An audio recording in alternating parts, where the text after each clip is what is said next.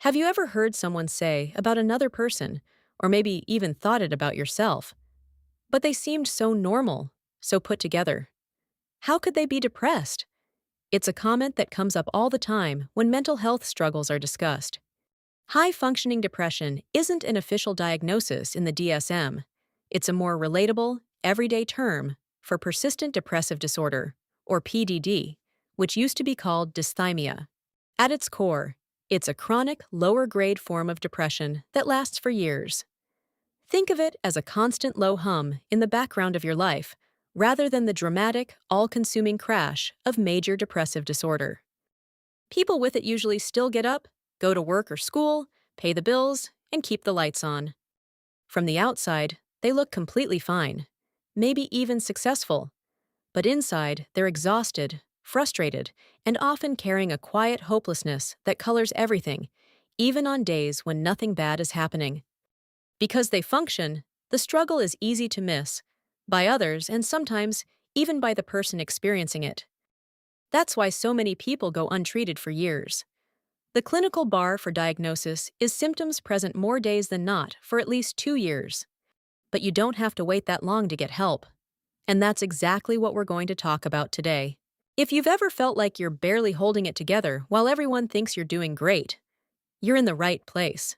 Imagine waking up most mornings with a heavy, invisible weight on your chest. You go through the motions: shower, coffee, emails, meetings, maybe even a workout or dinner with friends, because you have to. You perform the role of a capable, functioning adult so well that people compliment you. You always seem so on top of things, but the effort it takes is enormous. By the time you get home, there's nothing left. You might collapse on the couch and stare at the wall, or scroll mindlessly for hours just to avoid feeling the emptiness. Sleep doesn't fully refresh you. Food might not taste like much. Hobbies you used to love feel like chores. And a quiet voice in the back of your mind keeps asking, "Is this all there is? Why can't I just be happy like everyone else?" That's the reality for many people with high-functioning depression. It's not that they're incapable of joy or success. It's that everything, even the good things, requires so much more energy than it should. So how do you know if what you're experiencing might be this? Let's walk through some of the most common signs that people report again and again. One of the first things many notice is that they feel constantly tired, no matter how much they rest. You might sleep 8 or 9 hours and still wake up feeling drained. Throughout the day, your energy tanks quickly, and by evening, you're completely wiped out from just existing and handling normal responsibilities. On bad days, even tiny tasks feel impossible.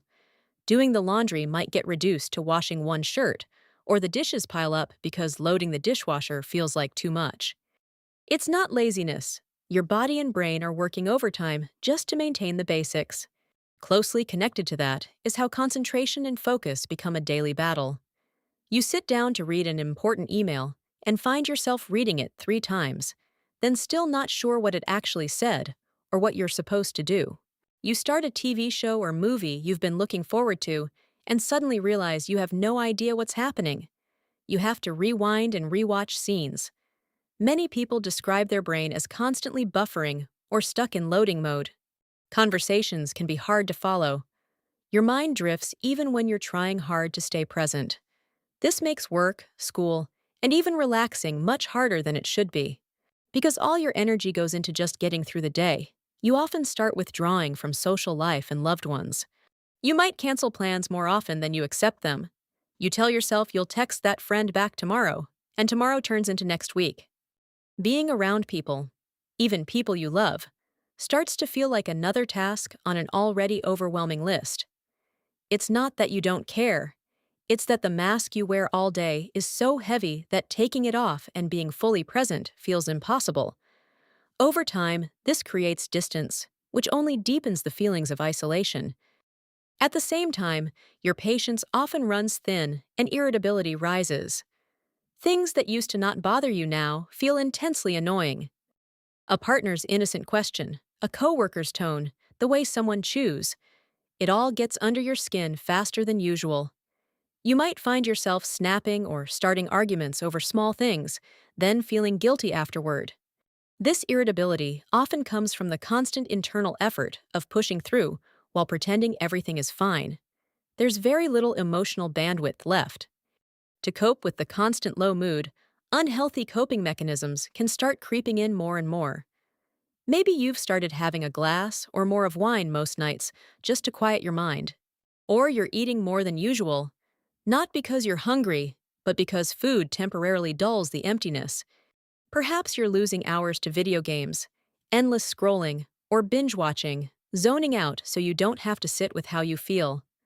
When these behaviors increase and become your main strategy for getting through the day, they can make things worse in the long run. Another common experience is that your mind gets stuck in worry loops about the past or the future.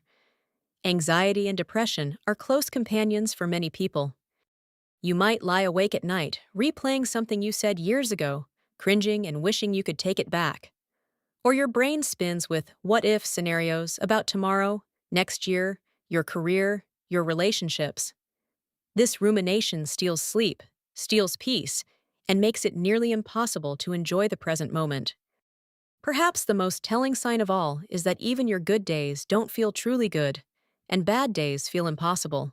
A genuinely good day for someone with high-functioning depression often looks like what most people would call a completely normal, unremarkable day. You woke up on time, did your tasks, didn't have a breakdown. You feel okay-ish, and yet you still feel like you barely made it. On bad days, everything collapses inward. Getting out of bed feels like a heroic act. Your brain won't cooperate. You might cry without a clear reason.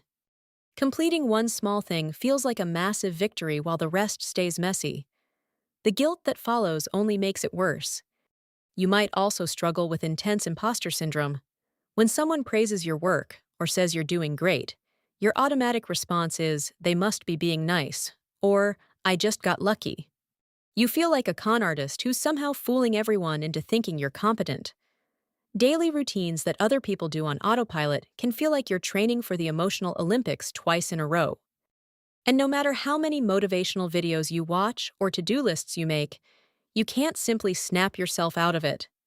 The usual tricks don't work because this isn't a temporary funk or a lack of discipline. It's depression. A lot of people wonder if what they're feeling is just laziness, lack of motivation, or burnout from overworking. There's an important difference. Laziness or a temporary slump can usually be shifted with rest, a change of scenery, or some external motivation. With depression, that click doesn't come.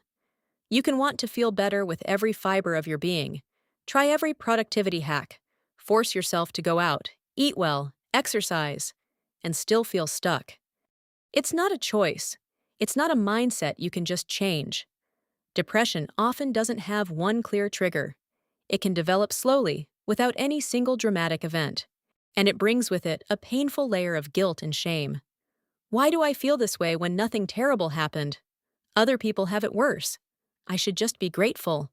When your low mood and lack of motivation start causing real dysfunction in your life, when they interfere with work, relationships, self-care, or your ability to enjoy things you used to love, that's when it crosses into something that needs professional attention. High-functioning depression is especially sneaky because the person is still producing results. They are getting things done, just at great personal cost. That doesn't make the struggle any less real. If you're supporting someone who might be going through this, or if you're going through it yourself, here are some truths that often go unspoken. We are constantly performing. Even when we're succeeding, many of us feel like we're bluffing our way through life.